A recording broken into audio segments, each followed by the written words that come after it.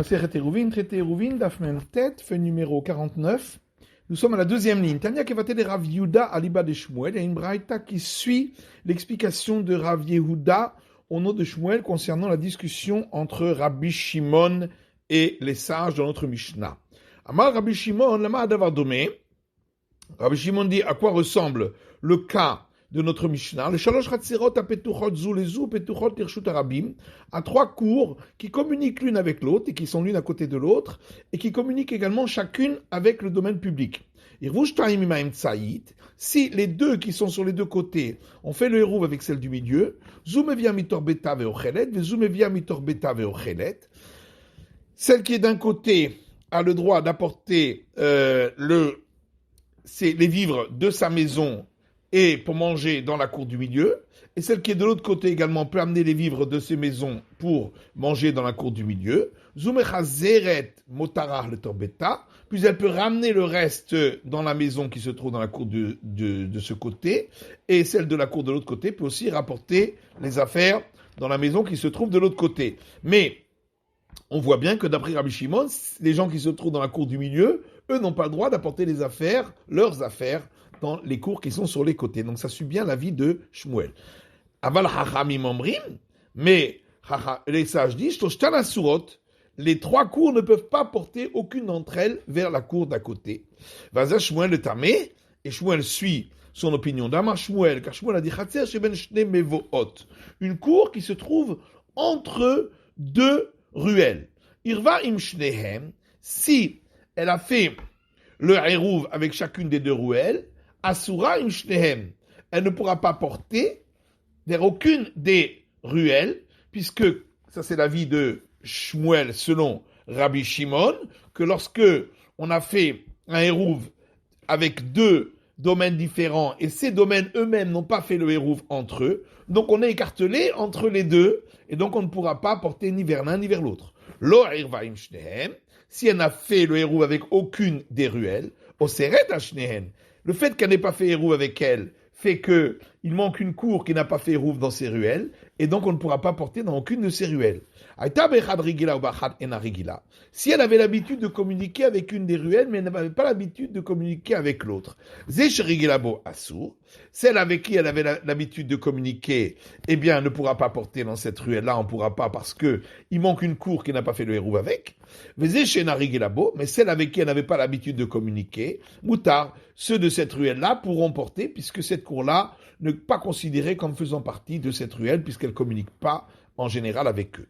Amar Rabba bar Ravuna, et Rabba bar Ravuna a dit, Irva imshena regilabo, si elle a fait le hérouv avec la ruelle avec laquelle elle n'avait pas l'habitude de communiquer, huta regila le'atzmo. Dans ce cas-là, on considère que dorénavant, c'est qu'elle veut communiquer avec cette ruelle-là, et donc l'autre ruelle est considérée comme celle où elle ne communique pas avec elle, et donc ils pourront porter dans l'autre ruelle. Vama Rabba bar Ravuna mar Shmuel, et Rabba bar Ravuna dit au nom de Shmuel, imirva regila le'atzmo, veze shena regila bo lo irev.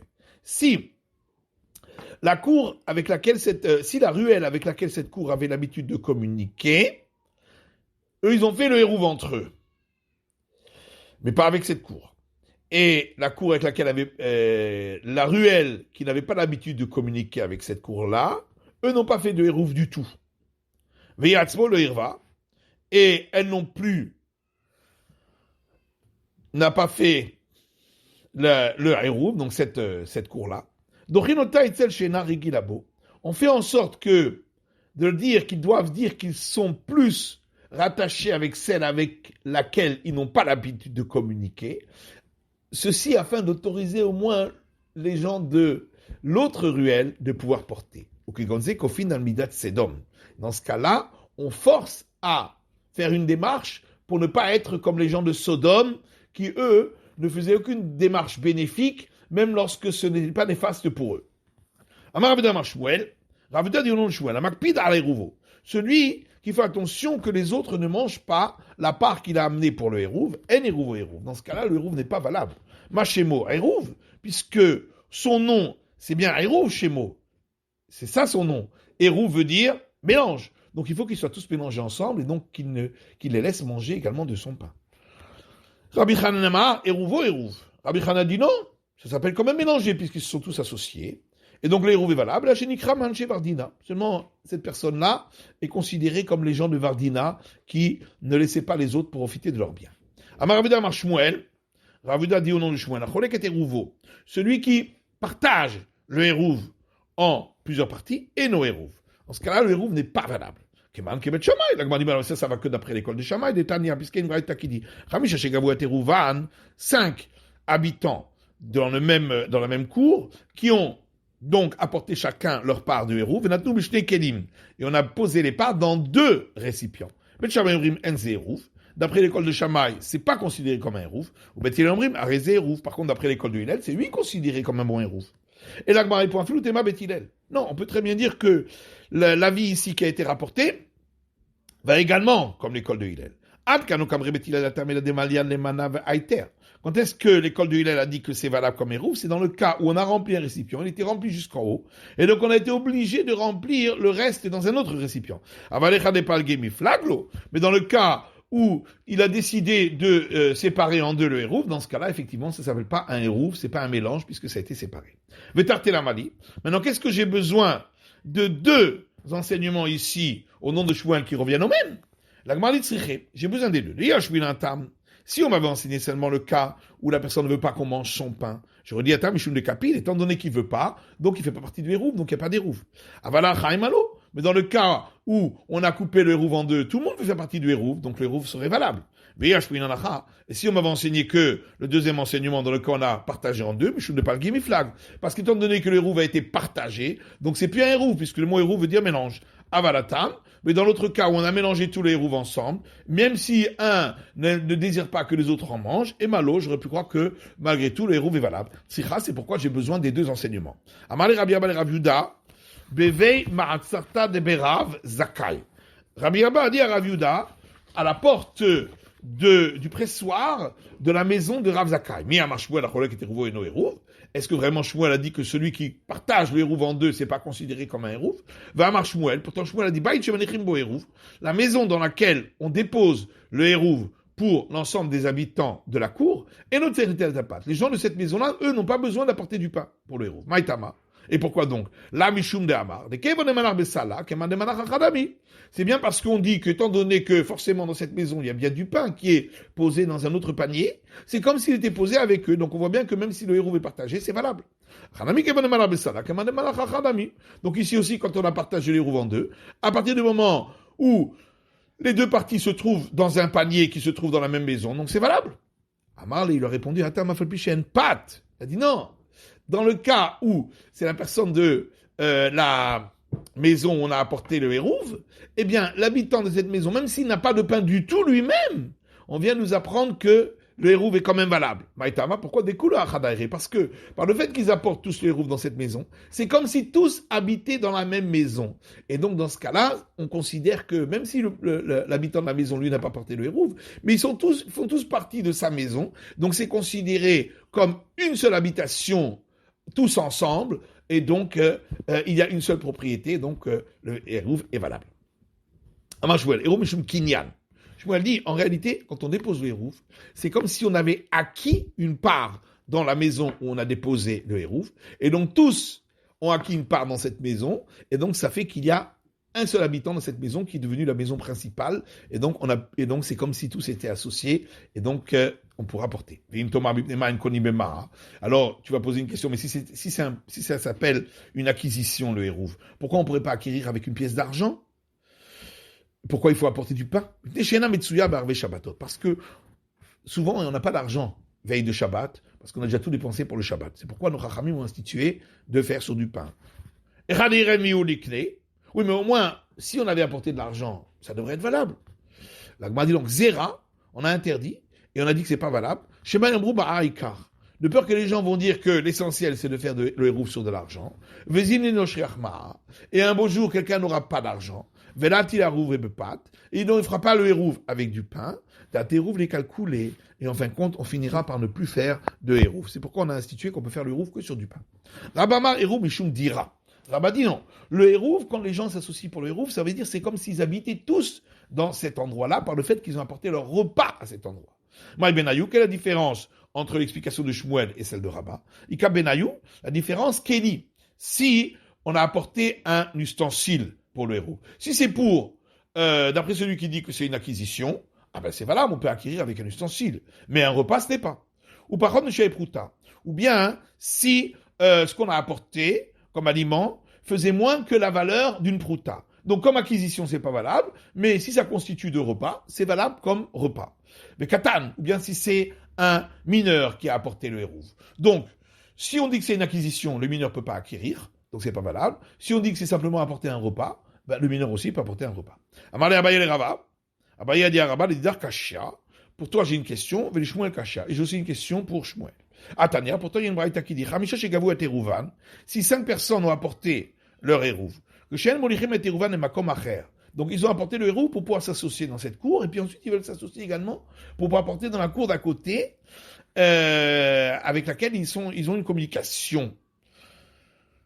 Eh bien, lorsqu'on va apporter le hérouv dans l'autre endroit, et Ram Molich Lekulan, l'un d'entre eux peut apporter le hérouv, et même uniquement son pain qu'il a apporté pour le hérouv, pour tous. Ou ni de kakane. Oui, mais dans ce cas-là, puisque c'est lui qui a apporté son propre pain, donc il n'y a que lui qui acquiert, d'après celui qui dit que le hérouv est une acquisition. Mais tout l'eau et pas les autres. Ou ni des cas d'ailleurs. Et d'après celui qui dit que le hérouv, c'est un repas qui fait comme si il habitait là-bas. Mais il n'y a que lui qui a apporté le repas, donc il n'y a que lui qui habite là-bas dans l'autre cour, et tout là, et pas les autres. Donc comment c'est valable?